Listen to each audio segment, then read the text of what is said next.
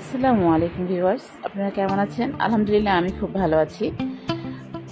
আমি সবসময় আপনাদের সাথে আমার রান্নাগুলো শেয়ার করি, কারণ আমার রান্নাগুলো আপনাদের সাথে শেয়ার করতে খুব ভালো লাগে।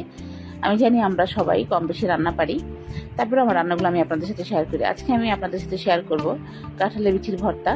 তো এখানে আমি কাঁঠালের বিচিগুলো ভালো মতন উপরে যে খোসাটা থাকে সেটা ছাড়িয়ে নিয়ে তারপর সিদ্ধ করে নিয়েছি। এরপরে কিছু শুকনো মরিচ ভেজে নিয়ে তার সাথে লবণ এবং ধনিয়া পাতা দিয়ে প্রথমে শুকনো মরিচ এবং ধনিয়া পাতাটা ভালো মতো বেটে নিলাম। এরপর সিদ্ধ করে রাখা কাঁঠালের বিচিগুলো দিয়ে পাটায় বেটে নিচ্ছি। কাঁঠালের বিচি আসলে অনেক রকমভাবে ভর্তা করা যায়, যেমন এটা আমি হাতে ডলে ভর্তা করতে পারতাম, কিন্তু পাটায় বেটে ভর্তা করলে একটু অন্যরকম টেস্ট হয়, হাতে মাখানোটা আবার অন্যরকম টেস্ট। তো সবগুলো কাঁঠালের বিচি আমি এভাবে করে বেটে নিব। আর এই সময় যেহেতু কাঁঠাল প্রচুর বাজারে পাওয়া যায়, কাঁঠালের বিচিটাও অ্যাভেলেবেল থাকে ঘরে, এভাবে ভর্তা করে খেলে আসলে ভালোই লাগে, আমার কাছে ভালো লাগে। তো সবগুলো কাঁঠালের বিচি আমি এভাবে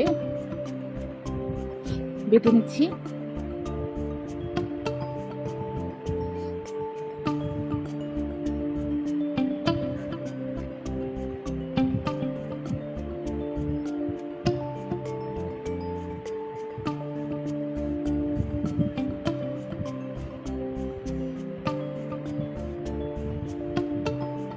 তো কাঁঠালের বিচিগুলো যখন আমার বাটা হয়ে যাবে, এখানে আমি দিয়ে দিব কিছু পেঁয়াজ কুচি।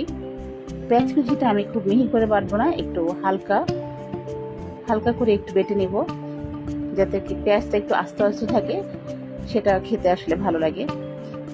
একদম মিহি করে দিলে আসলে ভালো লাগে না আমার কাছে। তো এটা যার যার পছন্দ অনুযায়ী করবে। পেঁয়াজটাও আমি কাঁঠালের বিচির সাথে ভালো মতো হালকা করে একটু বেটে নিলাম। নিয়ে কাঁঠালের বিচির সাথে এখন পেঁয়াজটা আমি মিলিয়ে দিব। হাত দিয়ে মেখে নিচ্ছি আমি পেঁয়াজের সাথে কাঁঠালের বিচিটা, এবং সাথে স্বাদ মতো লবণ দিয়ে দিব। খুবই সহজভাবে আমি আসলে কাঁঠালের বিচি ভর্তাটা আপনাদের সাথে করে দেখালাম। অনেকভাবেই করা যায়, শুটকি দিয়েও করা যায়।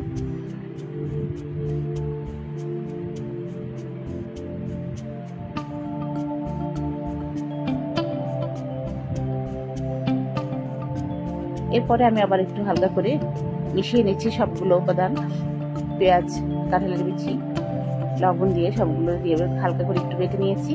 এরপরে দিয়ে দিয়েছি সরিষার তেল সবশেষে। হয়ে গেল আমার মজার কাঁঠালের বিচির ভর্তা। আপনাদের যদি ভালো লাগে তাহলে আপনারা আমার ভিডিওটি লাইক, কমেন্ট, শেয়ার করবেন। ভালো থাকবেন।